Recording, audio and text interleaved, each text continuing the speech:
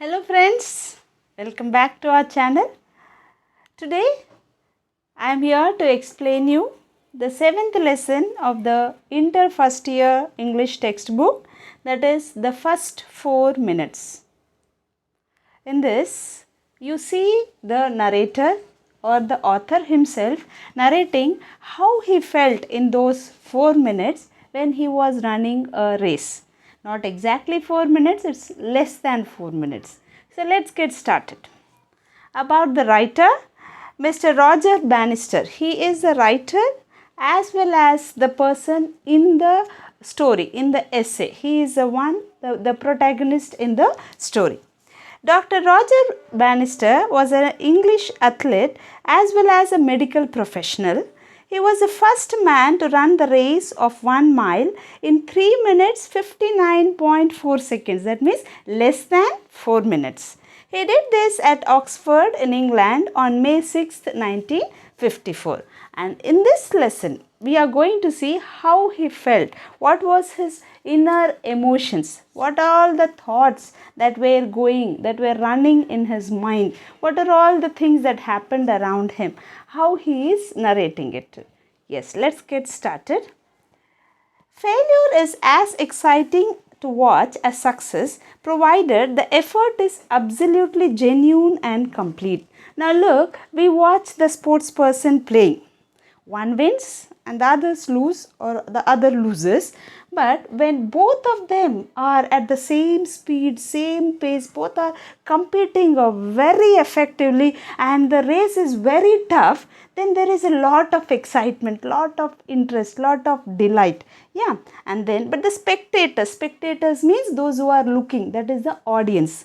But the spectators fail to understand, and how can they know the mental agony through which an athlete must pass before he can give his maximum effort. Now look, we generally praise the winner, but we fail to see what's going on in the person's mind. Yeah, we appreciate them, we laud them, we applaud them, we cheer them up. What's in his mind? The mental agony. Agony means the pain. Yeah, and how rarely, if he is built as I am, he can give it. Now look, everyone is not a winner every day. Once in a while he is a winner and most of the times a loser. And then when one wins, what is going on in his mind? That is what people generally do not analyze. We just look at the winner and we just seem to see that they are born to win. This is a story or this is a narrative where we see what's going on in his mind. No one tried to persuade. Persuade means make someone do something. There is no one who forced him to take part in the running race. The decision was mine alone and the moment was getting closer. He himself decided to run the race and the race was getting closer, the time of the race. As we lined up for the start, I glanced at the flag again. Glanced means giving a look. I glanced at the flag again.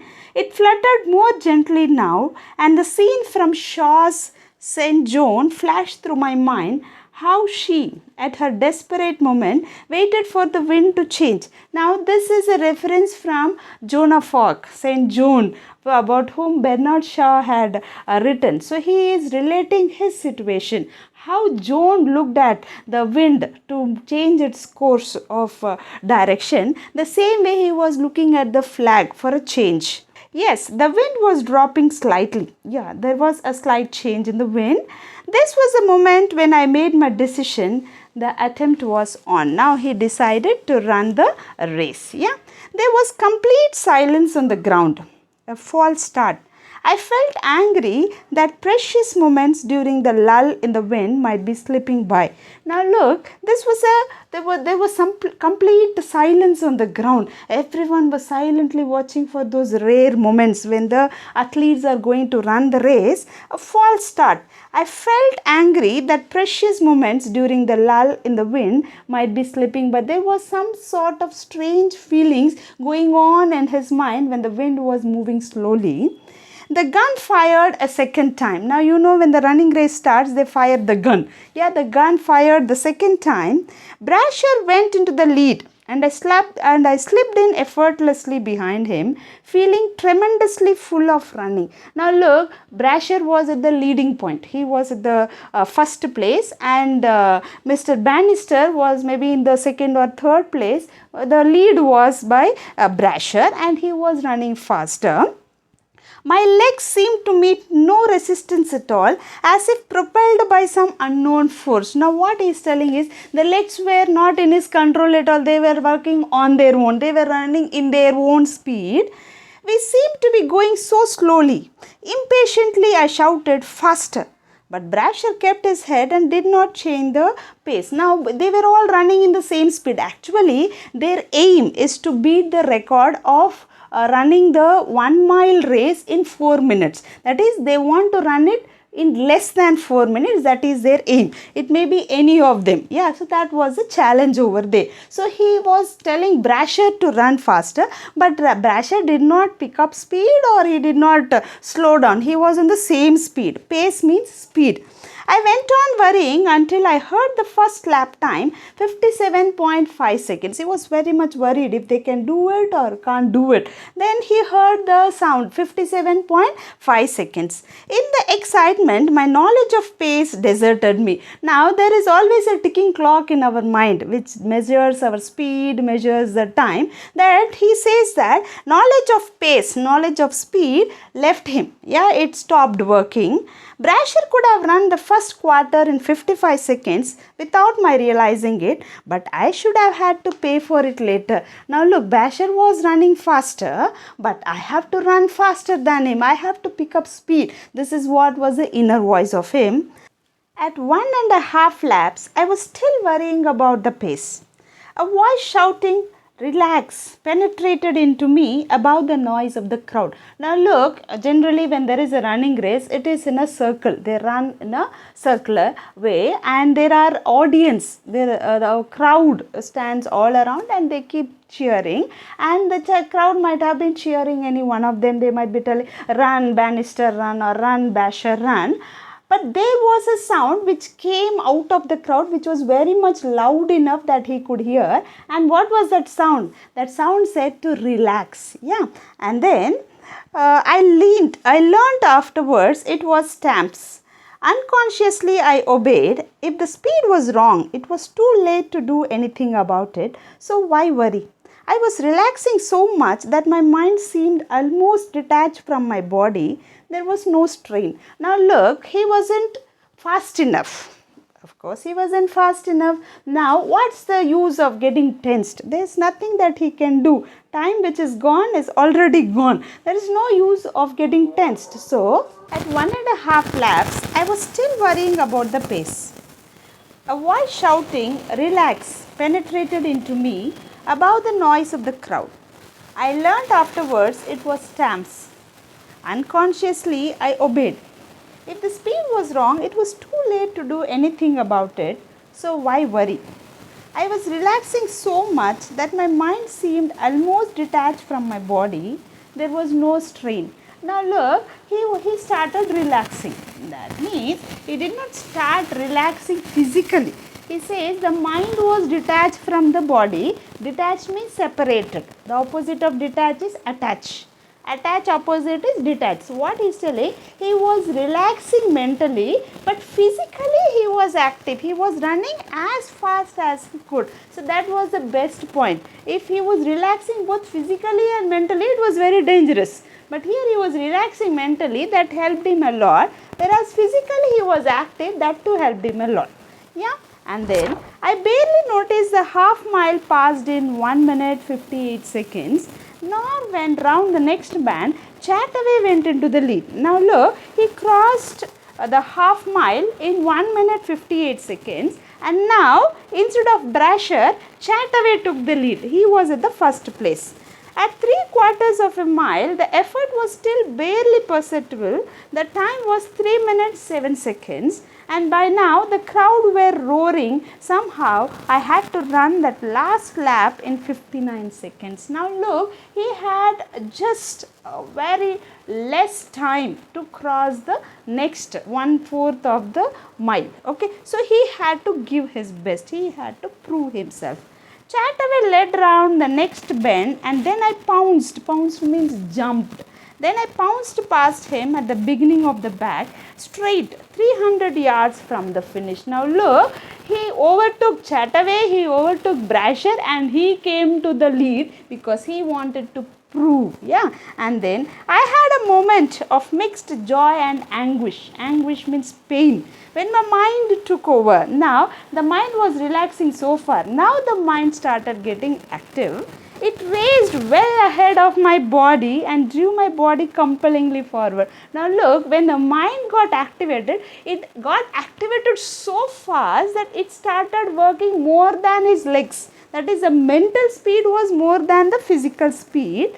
I felt that the moment of lifetime had come. Now he had understood this was the moment where he had to break that record. There was no pain, only a great unity of movement and aim. Now, both physically and mentally, there was a complete sync, there was a complete coordination, and that was the best thing. The world seemed to stand still or did not exist. So, when he went into this state, he felt as though no one was there around him. The only reality was the next 200 yards of track under my feet. There was no one in front of him. Everyone, he has overtaken all of them. He was at the lead. The tape meant finality, extinction perhaps. So his only aim was going and touching the finish line and being the winner and proving himself. I felt at that moment that it was my chance to do one thing supremely well. I drove on, impelled by a combination of fear and pride. One thing is pride that he is going to do it, and the fear is if he would do it or not. The air I breathed filled me with the spirit of the track where I had run my first race. The noise in my ears was that of the faithful Oxford crowd. Their hope and encouragement gave me greater strength. I had now turned the last bend and they were only 50 yards more. Now look, as he was running, the only thing that kept ringing in his ears was the cheering of the crowd. That was the only thing he could hear and nothing else, and that's what kept him going and that's what gave him the strength. My body had long since exhausted all its energy. Physically, he was completely tired. But it went on running just the same, but it went on going in an inertia. It as if some other force is moving the legs. It was going on running. The physical overdraft came only from greater willpower. So he says this is not something magical. This came from the willpower, the determination to win. This was a crucial moment when my legs were strong enough to carry me over the last few hours as they could never have done in previous years. Now this is the best part. The legs were strong enough to carry him in full speed. With 5 yards to go, the tape seemed almost to recede. Would I ever reach it? Now there came a doubt in his mind whether he could do it or not within 4 minutes. Those last few seconds seemed never ending. The faint line of the finishing tape stood ahead as a haven of peace after the struggle. The arms of the world were waiting to receive me if only I reached the tape without slackening my speed. If I faltered means failed. If I faltered, there would be no arms to hold me and the world would be a cold forbidding. Forbidding means something where you are not wanted, you are profaned, you are not required over there. That is forbidding place because I had been so close. I leapt at the tape like a man taking his last spring to save himself from the chasm that threatens to engulf him. Now look, he had this critical moment, only a few yards to go. If he does it well, all in time, the whole world is there to embrace him, to take him, to celebrate this moment, to congratulate him, whatever. But if he fails, he would have become an unwanted thing, and these moments, these small moments are going to decide whether he is going to be a celebrity or a forbidden person. Yeah, my effort was over and I collapsed almost unconscious. He reached the finish line, and as soon as he reached the finish line, he fell down unconscious with an arm on either side of me. That means if he had arms on either side, that means he is a winner. It was only then that real pain overtook me. That is when he realized the pain. I felt like an exploded flashlight with no will to live. He didn't have any desire to live anymore because he has reached the ultimate goal of his life. I just went on existing in the most passive physical state without being quite unconscious. So he was alive. Unconscious means he was not out of conscious. He was passively means not actively thinking about anything. He was just existing, not living that moment. He was just existing as a human being, breathing in and out, but he was not going forward in the thought process. And I just went on existing in the most passive physical state without being quite unconscious. Blood surged from my muscles and seemed to feel me. It was as if all my limbs were caught in an ever tightening vice. I knew that I had done it before. I even heard the time. I was too close to have failed unless my legs had played strange tricks at the finish by slowing me down and not telling my tiring brain that they had done so. Now look, he says the legs had done the entire trick. They had slowed down, but they never told the brain that they had slowed down. So the mentally he was very active, and that's how he activated the legs, and then he ran faster and he reached his goal. The stopwatches held the answer. The announcement came. Result of 1 mile, time 3 minutes. And the rest as it came in the roar of excitement. I grabbed Brasher and Chataway and together we scampered. Scampered means they could not run fast. They were struggling to run. We scampered round the track in a burst of spontaneous joy. Spontaneous means on the spot, the joy which comes on the spot. They were very happy to have achieved their goal. We had done it, the three of us. We shared a place where no man had yet ventured, secure for all time, however fast men might run miles in future. We had done it where we wanted, when we wanted, and how we wanted. This was their aim, to finish the 1 mile within 4 minutes, before 4 minutes. In our first attempt of the year, they did it in the first attempt itself. In the wonderful joy, my pain was forgotten. He forgot all his pain, and I wanted to prolong those precious moments of realization. He wanted those celebrating moments to extend even more. I felt suddenly and gloriously free of the burden of athletic ambition. Now, as he has fulfilled his aim, he was free. He was relaxed from that aim which was still now bothering him, till now pushing him forward. I felt suddenly and gloriously free of the burden of athletic ambition that I had been carrying for years. No words could be invented for such supreme happiness, eclipsing all other feelings. Eclipsing means overtaking. Yeah, it is covering all the other feelings. Only thing that is now happening is happiness and joy. I thought at that moment I could never again reach such a climax of single-mindedness. He says, I can never reach such a sink in the thought process, in the physical and mental process. I felt bewildered. I felt confused and overpowered. I was so exhausted, so tired. I knew it would be some time before I caught up with myself. So this is such a beautiful feeling that he narrates in the entire lesson, how he felt throughout the race. So maybe this is maybe the most wonderful moment of Bannister, and the most wonderful moment for every one of us to read, the inner thought of a winner, of an athlete, of a sports person, of a person with a thirst to win. Now let's get into the question and answers. Yes, the first one. When is failure as exciting to watch as success? Yeah, you can take the first line for that. Failure is as exciting to watch as success when the effort is absolutely genuine and complete. What do the spectators fail to understand about the athlete? So here you can say the spectators fail to understand the mental agony through which an athlete must pass before he can give his maximum effort. Explain the relevance of Shaw's St. John. So here you can say he was looking at the wind to take the change of direction or change of speed as and how John looked at the flag to change its direction. Yeah, and then what was the moment of excitement at 57?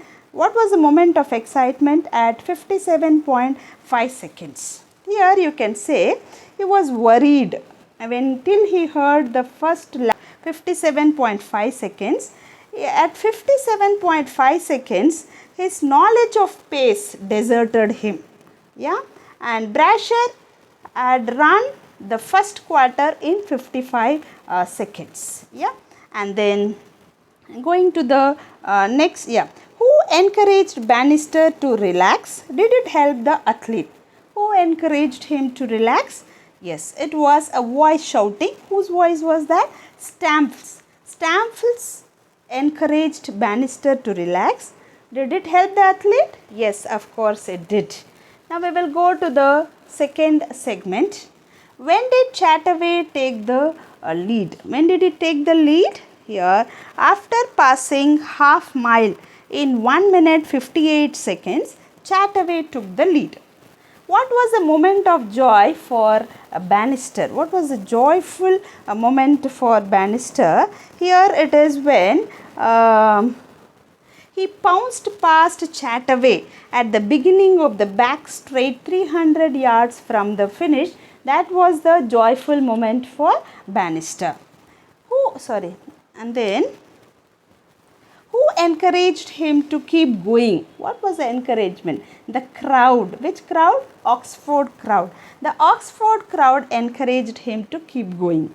How did Bannister get boost during the crucial moment? How did he get the boost? The physical overdraft which came from great willpower that gave him that gave his legs the strength to move faster. Yeah, that was a boost at the crucial moment. How were the last few seconds of Bannister? The last few seconds seemed never ending. Yeah, and how did Bannister reach the tape in the end? Now, how did he reach? When he reached the tape, without lessening his speed, there were two arms stretching on either side to hold him, and he fell unconscious after reaching the finish line. Then on to the third segment. Describe the scene after Bannister reached the tape. After he reached the tape, what happened? He collapsed almost unconscious with an arm on either side of him. Yeah, that was the scene. Why did he think I was too close to have failed? Why does he think? Here we have the line. I was too close to have failed unless my legs had played strange tricks at the finish line. So why he says is he was about to fail, but what made him not fail is his legs. He says that he was too close to have failed because his legs had played strange tricks at the finish line by slowing him down and not telling his tiring brain that they had done so. He was about to fail, but the legs were the one which saved him by playing a trick. What did the stopwatches hold? The stopwatches held the answer. What was the announcement? The announcement was that Dr. Bannister had won the race in 3 minutes 59.4 seconds. And then, who shared the moment? Yeah, three of them, that is Chataway, Brasher and Bannister. Three of them shared the moment. What was the ambition of Bannister? The ambition of Bannister was to complete or was to break the record. Here you have it in the just last line.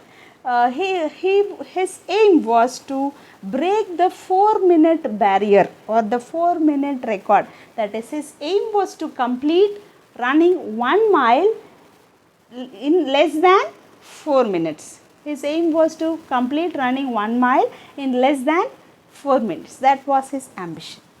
I hope I could do something. I could be of some help to help you understand this lesson better, the feelings of this narrator. Keep visiting our channel for further updates. Please subscribe and share with as many friends as possible. Click the like button if this video was useful to you. Thank you for watching.